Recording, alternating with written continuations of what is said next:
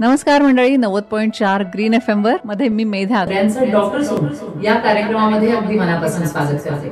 मंडळी, 11 जुलैला world population day जगभर पाळला जातोय.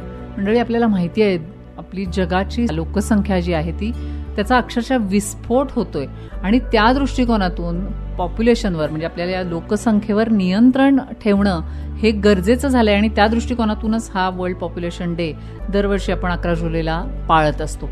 आपल्याला माहिती आहे की भारताची लोकसंख्या एवढी वेगानं वाढतीये, जगात दुसऱ्या क्रमांकावर आपण अजूनही आहोत. आपण इतके प्रयत्न करतोय तरीही लोकसंख्येच्या बाबतीतला आकडा कमी होत नाहीये, त्यामुळे आपलं स्थान 2 वर टिकून आहे. पण हे जर स्थान आपल्याला खाली आणायचं आहे, म्हणजे आपल्याला माहिती आहे की ज्या मूलभूत गरजा आहेत तर त्या मूलभूत गरजा जर आपल्याला कंप्लीट करायच्या असतील तर आपल्या फॅमिली मेंबर्सची संख्या ही आटोपशीर पाहिजे, कमीत कमी पाहिजे. म्हणजे मग आपण आपल्या पूर्ण फॅमिलीला आरोग्याच्या असतील किंवा इतर ज्या सगळ्या गोष्टी आहेत त्या चांगल्या पद्धतीनं पुरवू शकतो. आणि हा एकच हेतू नाहीये, तर आणखी अनेक गोष्टी आहेत. कारण पॉप्युलेशन वाढल्यामुळं गव्हर्नमेंटवर सुद्धा वेगवेगळ्या दृष्टिकोनातून खूप मोठा ताण पडत असतो आणि त्या सगळ्या ताणाला तोंड देता देता प्रत्येक व्यक्तीला ज्या त्याच्या मूलभूत गरजा आहेत तर त्या सरकारच्या माध्यमातून ज्या पूर्ण कराव्या लागतात तर त्या पूर्ण करता येणंही शक्य होत नाहीये. तर त्या दृष्टिकोनातून आपण सगळ्यांनी असं ठरवलं पाहिजे की आपण आपली फॅमिली, आपलं जे कुटुंब आहे ते छोटं ठेवलं पाहिजे आणि आई वडिलांची जी रिप्रोडक्टिव्ह हेल्थ आहे तर ती जर चांगली असेल, निरोगी असतील ते दोघंही, तर येणारं मूल ही निरोगी असणार आहे आणि आपल्याला ह्या आरोग्यावरचा खर्च आहे तो खूप कमी करावा लागणार आहे. त्याच्यामुळे आपली मानसिक, शारीरिक आणि आर्थिक जी घडी आहे तर ती सगळी चांगली राहणार आहे. हे सगळं सांगण्यामागचं कारणच आहे आज मी हाच विषय घेतलेला आहे आपल्या या डॉक्टर्स रूमच्या कार्यक्रमाकरता. आणि आज आपल्याला हे सगळ्याचं मार्गदर्शन करणार आहेत डॉक्टर समीर पाटील, जे गायनेकोलॉजिस्ट आहेत. आणि इम्पॉर्टन्स ऑफ रिप्रोडक्टिव्ह हेल्थ ही बघत असताना नेमक्या कोणकोणत्या गोष्टींचा विचार करणं गरजेचं आहे या सगळ्याविषयी आज मी त्यांच्याशी चर्चा करणार आहे. नमस्कार सर. नमस्कार आणि सर्वांना गुड मॉर्निंग. हां, तर सर, जेव्हा इम्पॉर्टन्स ऑफ रिप्रोडक्टिव्ह हेल्थ हा विचार होणं अतिशय गरजेचं आहे, आपल्याकडे तो होतो असं फारसं लक्षात येत नाही. कारण पाळी थांबली आणि बहुतेक दिवस राहिले असावेत अशा विचारानंच बरेचसे लोक डॉक्टरांकडे जातात, गायनेकोलॉजिस्टकडे जातात. हे सगळं नेमकं कसं असलं पाहिजे असं तुम्ही सांगाल, जी रिप्रोडक्टिव्ह हेल्थ उत्तमच पाहिजे आपण जर असं म्हणत असू तर? रिप्रोडक्टिव्ह हेल्थ ही गर्भ राहायच्या अगोदरपासून ह्या गोष्टीचा त्या व्यक्तीने विचार करायला पाहिजे. ॲज अ कपल विचार करायला पाहिजे, स्त्रीने तर अजूनही जास्त विचार करायला पाहिजे. ह्याचं बरंचसं बेसिक पॉइंट किंवा बेसिक श्रेय जातं त्या मुलींच्या आईवडिलांना थोडीशी उशिराने, म्हणजे 15-16 न करता, जरी कायदा 18 असेल तर 18च्या पुढं होणं. ज्या वेळेला ती मानसिक व शारीरिक रूपा प्रेग्नन्सीसाठी तयार असेल, म्हणजे फार लहान वयात प्रेग्नन्सीज हे होऊ न देणं हे तेवढंच महत्वाचं असतं.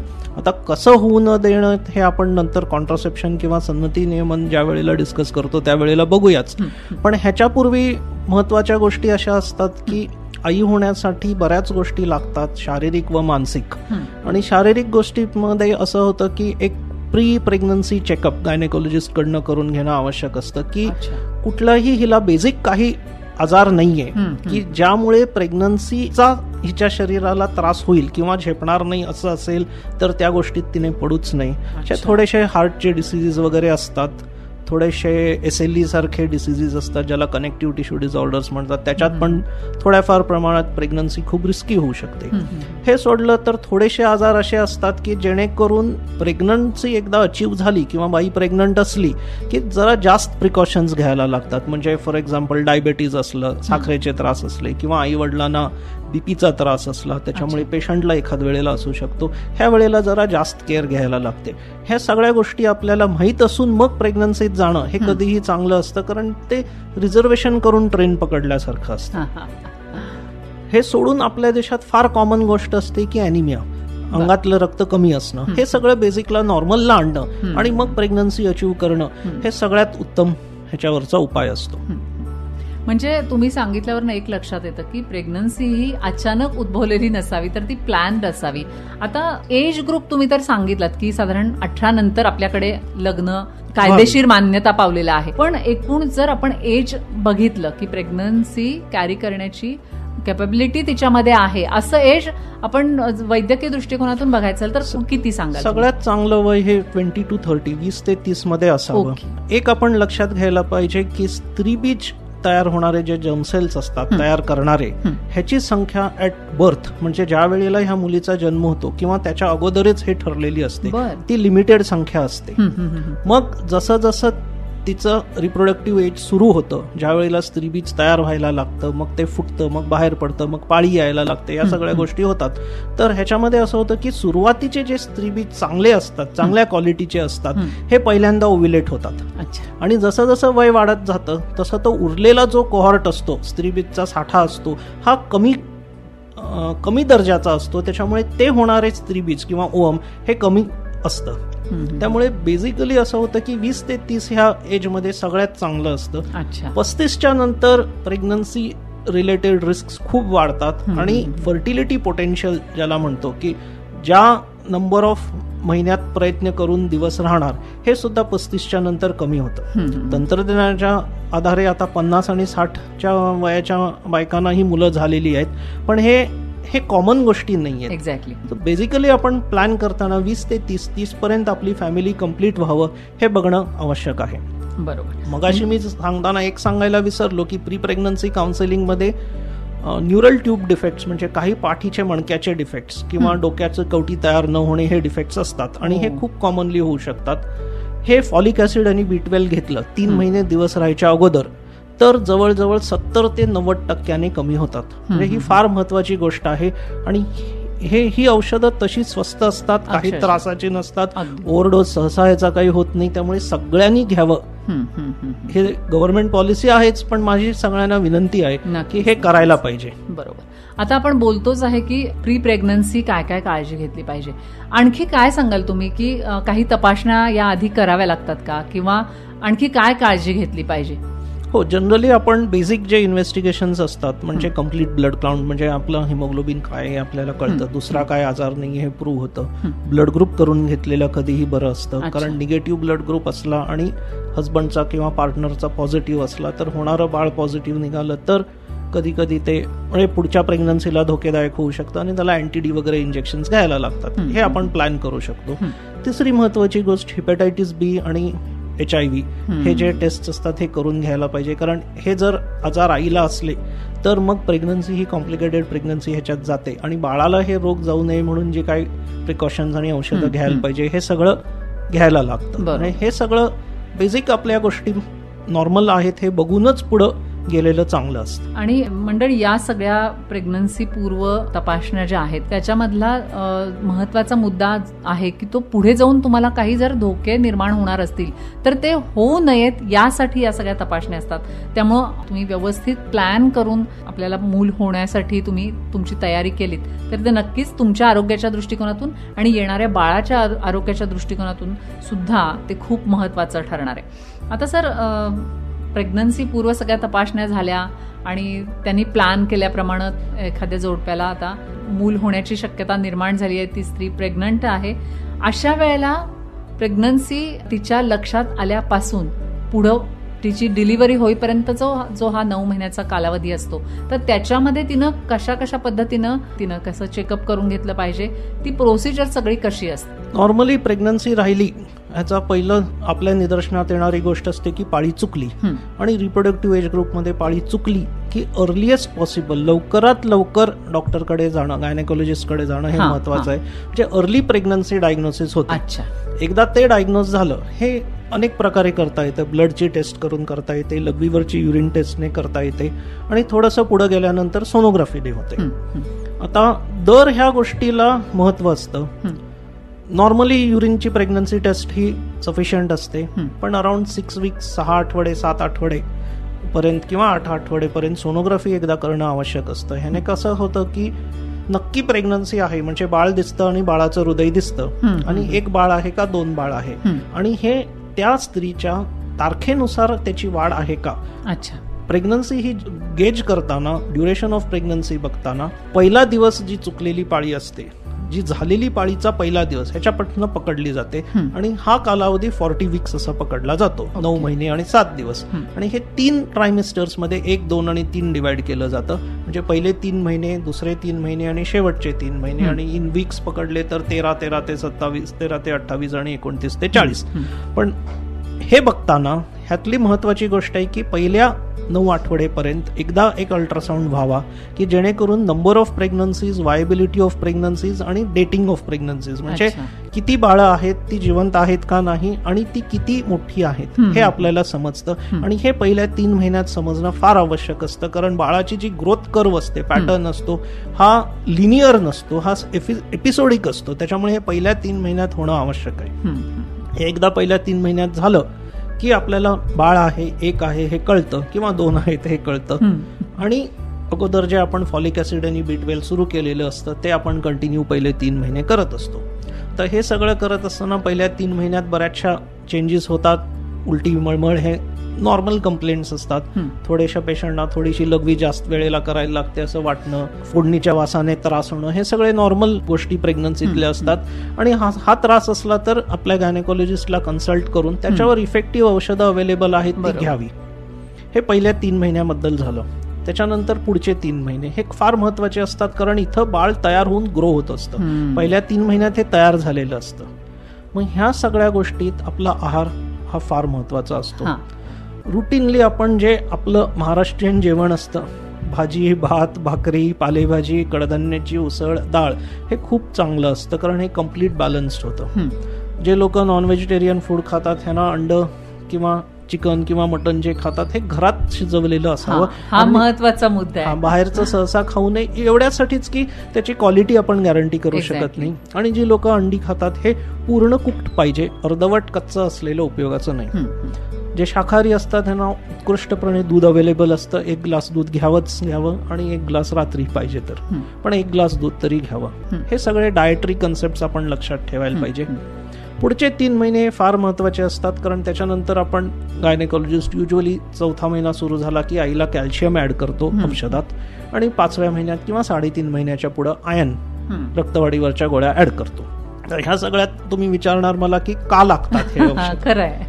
बेसिकली बाळाला अमुक ग्राम आयर्न लागतं की बाळाचं हिमोग्लोबिन तयार व्हायला, आणि ते आईच्या स्टोअर्स मधनं बाळाला जातं. बरोबर. मग ह्या दोन्ही गोष्टी महत्वाच्या आहेत. आईचे स्टोअर्स डिप्लीट होता कामा नये किंवा आईला त्रास होता कामा नये, तिला एनिमिया होता कामा नये, आणि बाळाला गरज भागायला पाहिजे. त्याच्यामुळे हे सप्लिमेंट करणं आवश्यक आहे, कारण हे आपल्या आहारातनं येऊ शकत. बरोबर. कॅल्शियम हे तसा विचार केला तर 100% गरजेचं आहे किंवा नाही आहे हे कॉन्ट्रोवर्शियल आहे. 2 स्कूल ऑफ थॉट्स आहेत. एक म्हणतात की घ्यायला पाहिजे, एक म्हणतात की हाडात सफिशियंट असतं. पण जनरली घेतलेलं काही वाईट नाहीये. हे सोडून फॉलिक ऍसिड आपण कंटिन्यू करतो पहिले 3 महिने न्यूरल ट्यूब डिफेक्ट्स आणि काही हार्टमधले डिफेक्टसाठी. पुढचे 3 महिने आणि 6 महिने सुद्धा फॉलिक ऍसिडची तशी गरज असते की ॲनिमिया होऊ नये म्हणून. ज्या वेळेला सेल्स रॅपिडली डिवाइड होतात ह्यांना फॉलिक ऍसिड लागतं आणि B12 सुद्धा लागतं, आणि ते कुठं कमी पडू नये म्हणून हे घेणं आवश्यक असतं. जनरली 16 ते 18 आठवडे, 4.5 महिन्याच्या आसपास एक अनॉमली स्कॅन केला जातो की जिथं पुन्हा पहिल्यापासून आपण इंटरव्हल ग्रोथ जी आहे ही नॉर्मल आहे का नाही बघितली जाते. आणि ह्यानुसार ह्या एजला बाळाचे पूर्ण वाढ, पूर्ण अवयव तयार झालेले असतात, आणि ते बाळ सफिशियंटली मोठं असतं की हे इझिली आपल्याला दिसतं. हार्टच्या डिफेक्टसाठी कधी कधी थोडीशी 22 आठवड्याच्या आसपास सोनोग्राफी करणं आवश्यक असतं किंवा रिपीट स्कॅन्स हे त्यावेळेला लागतं. हे सोडून पहिले 7 महिन्याच्या महिन्याला दाखवणं नॉर्मल प्रेग्नन्सीज मध्ये, 8व्या महिन्यात दर 15 दिवसांनी आणि 9व्या महिन्यात दर आठवड्याला दाखवणं हे रुटीन चेकअप्स असतात. हे करणं आवश्यक आहे, आणि जिथं कुठं हे नॉर्मलच्या बियॉन्ड जातं असं त्या डॉक्टरला निदर्शनात येईल त्यावेळेला तो थोडंसं लवकर बोलवेल. आता हे 2nd ट्रायमेस्टर पर्यंत झालं. ह्या सगळ्या याच्यात आहार हा महत्वाचा असतो. टिटेनसचं इंजेक्शन हे सगळ्यांनाच माहित असतं, पण बेसिक आपल्याला हे माहित नसतं की ते 28 दिवसाच्या अंतराने 2 इंजेक्शन घ्यायला पाहिजे. 3 घेतले तर खूप चांगले, कारण 10 वर्षापर्यंत प्रोटेक्शन राहतं. आणि ह्या इंजेक्शनचं असं महत्व आहे की बाळाला टिटेनस होऊ नये म्हणून अँटीबॉडीज जायला पाहिजे. म्हणजे प्लॅन्ड प्रेग्नन्सीज मध्ये जेवढं लेट इंजेक्शन घेतं तेवढं ते बाळाच्या हिताचं होतं. यामध्ये तुम्ही सगळं सांगितलं सर की नेमकं या 9 महिन्याच्या कालावधीमध्ये त्या गर्भिणीनं काय काय काळजी घ्यायला पाहिजे आणि खरंच या स्त्रीनं तर घ्यायलाच पाहिजे, फॅमिलीनं सुद्धा तिची काळजी घ्यायला पाहिजे. तिनं तिची काळजी घेण्यासाठी त्यांचा सगळ्यांचा सपोर्ट सुद्धा तिला अतिशय आवश्यक असतो. मंडळी, आता ह्या प्रेग्नन्सीमध्ये काय काय करायचं हे तर पाहिलं आपण, पण एकदा डिलिव्हरी झाल्यानंतर बरंचसं लक्ष त्या बाळाकडे केंद्रित होतं आणि त्या बाईकडे थोडंसं दुर्लक्ष होण्याची शक्यता असते. नेमकं तिनं काय केलं पाहिजे त्यावेळेला याविषयी सुद्धा आपण बघणार आहोत, पण एक म्युझिकल ब्रेक घेऊया आणि मग त्यानंतर बघूया. You are listening to 90.4 Green FM. सुनो ग्रीन, रहो एव्हरग्रीन. तर मंडळी, 90.4 ग्रीन FM वर डॉक्टर्स रूम मध्ये मी मेधा तुमच्या सगळ्यांचं पुन्हा एकदा स्वागत करते. आज आपल्याबरोबर आहेत डॉक्टर समीर पाटील, जे गायनेकोलॉजिस्ट आहेत. सर, मी आता म्हटलं तसं प्रेग्नन्सी कंप्लीट झाल्यानंतर डिलिव्हरीसाठी स्त्री तयार असते आणि तिची डिलिव्हरी होत असताना सुद्धा अतिशय महत्वाचा मुद्दा असतो तो ती डिलिव्हरी कुठे होतीये. ती योग्य तज्ज्ञांच्या निरीक्षणाखाली झाली तर नक्कीच चांगलं होत असेल. त्याबद्दल तुम्ही काय सांगाल? हॉस्पिटल बेस्ड डिलिव्हरी हे पेशंट आणि तिच्या बाळासाठी सगळ्यात योग्य गोष्ट आहे. अच्छा. ज्या हॉस्पिटलमध्ये सिझेरियन सेक्शन होऊ शकतं तिथं 24 तास लागलं तर भूलतज्ञ अवेलेबल असतात आणि गरज पडली तर बाळाचे डॉक्टर येऊ शकतात किंवा अवेलेबल आहेत. थोडे प्रेग्नन्सीज किंवा थोडे डिलिव्हरीज खरंच कॉम्प्लिकेटेड असतात, तिथं हे ऑलरेडी इन अटेंडन्स असतात, लागू शकतात. पण बाकीच्या ठिकाणी इफ अवेलेबल, इफ रिक्वायर्ड असायला पाहिजे. आणि ट्रेन डॉक्टरने, गायनेकोलॉजिस्टने हे करणं हे पेशंटच्या दृष्टिकोनातनं कधीही चांगलं असतं. कारण ज्या माणसाला त्या गोष्टीचा अनुभव असतं, ज्याला नॉलेज असते, त्याला त्याच्यातले पिटफॉल्स आणि प्रिकॉशन्स माहिती असतात. त्यामुळे end of the day patient will benefit असं असतं. बरोबर. आता डिलिव्हरी झाल्यानंतर मी मगाशी म्हटलं तसं की सगळं लक्ष त्या बाळाकडे आकर्षिलं जातं, केंद्रस्थानी ते बाळ असतं आणि मग तिच्याकडे थोडंसं दुर्लक्ष होण्याची शक्यता असते.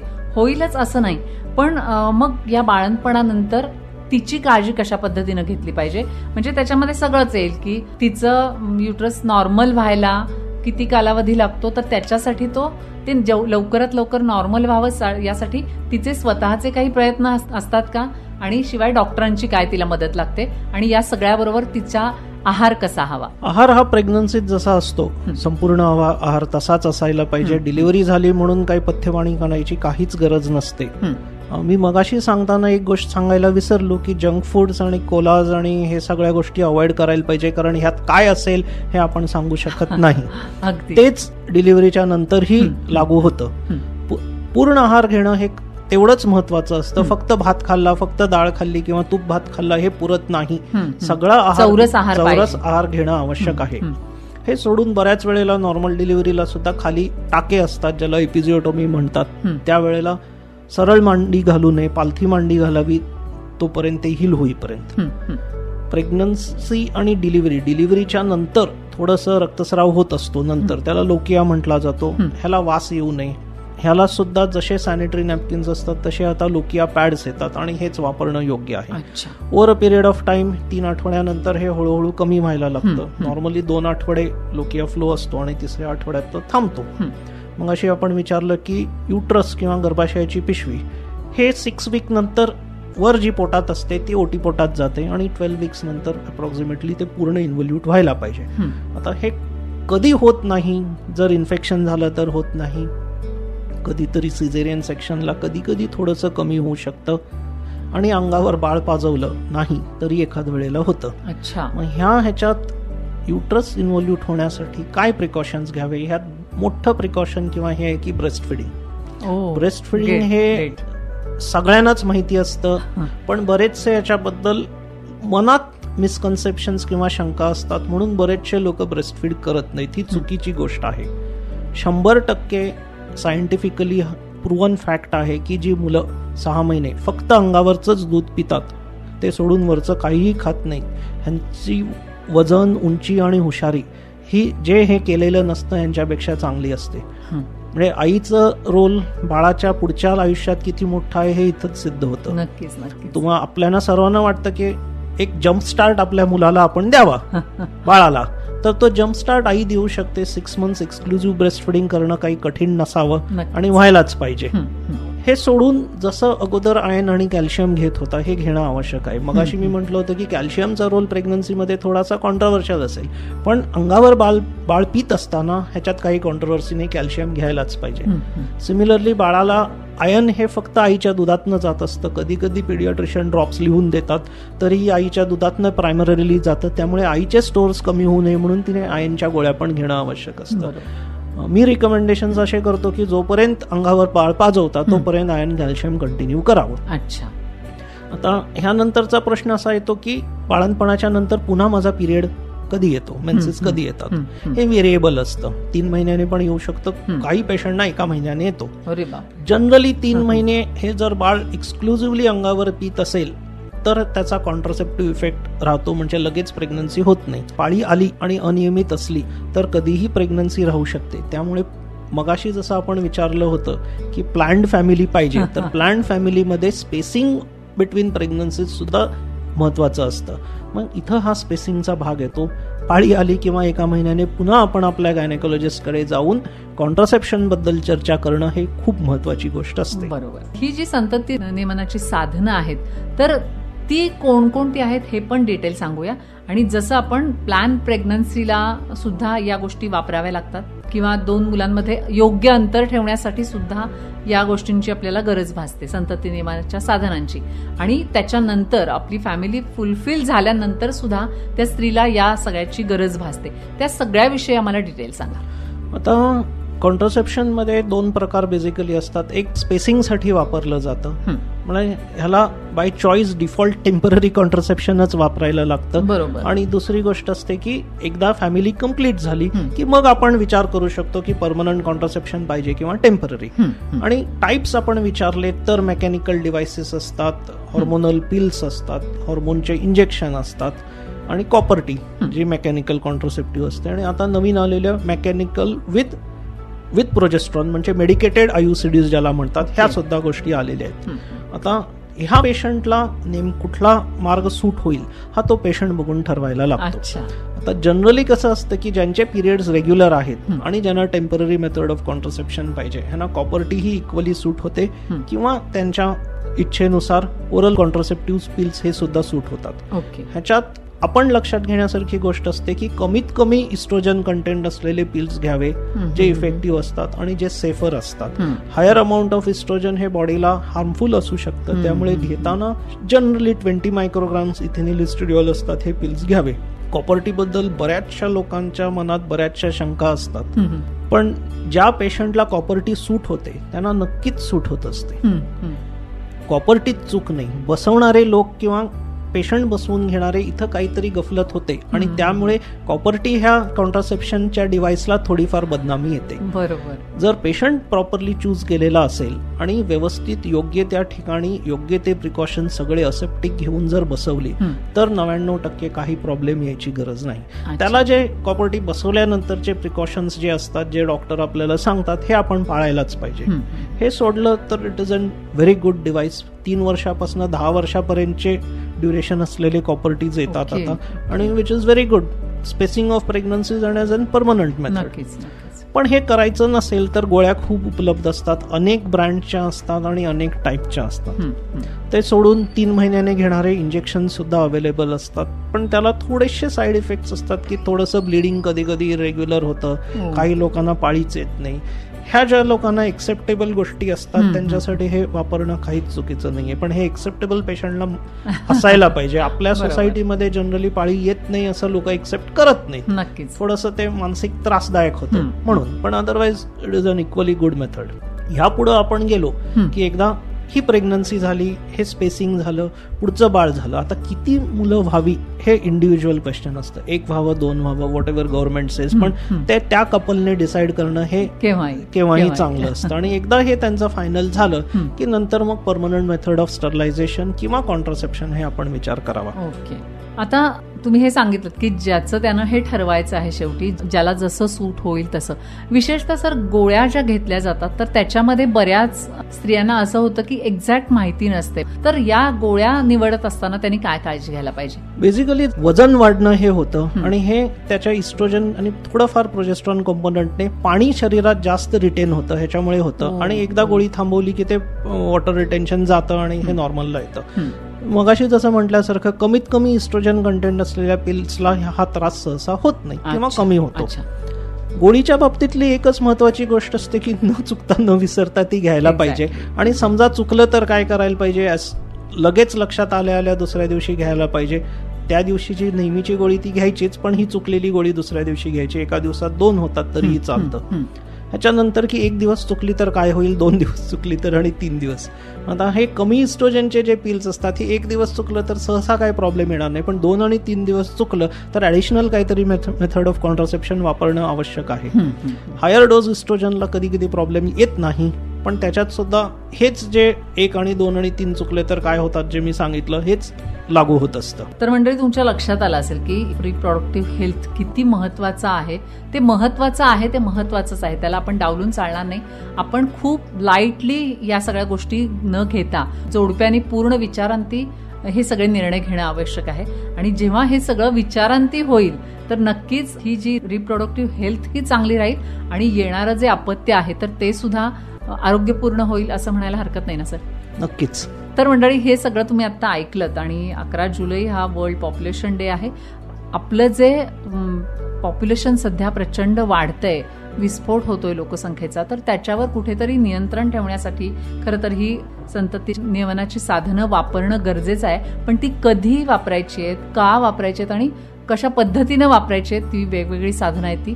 तर त्यासाठीच आपण हे सगळं बघितलं की प्रेग्नन्सी पूर्व काय करायचं आहे, प्रेग्नन्सीमध्ये आरोग्य चांगलं राहण्यासाठी त्या स्त्रीचं आणि बाळाचं त्यासाठी काय करायचं आहे, आणि बाळंतपणानंतर सुद्धा पुन्हा एकदा दुसरा चान्स आपल्या अपत्यासाठी घेण्यासाठी तिला बाळंतपणानंतर काय काय काळजी घेणं गरजेचं आहे, या सगळ्याविषयी आणि स्पेशली आपण ज्या विषयी आज बोलत होतो तर ती संतती नियमनाची साधनं कोणकोणती आहेत, ती कशी वापरायची आहेत, या सगळ्याविषयी आज आपल्याला डॉक्टरांनी खूप महत्वाचा सल्ला दिलेला आहे, महत्वाचं मार्गदर्शन केलेलं आहे असं म्हणायलाही हरकत नाही. सर, तुमचं मार्गदर्शन आज आम्हाला इथे येऊन लाभलं त्याबद्दल मी अगदी मनापासून आपले आभारी आहे. Thank you ma'am.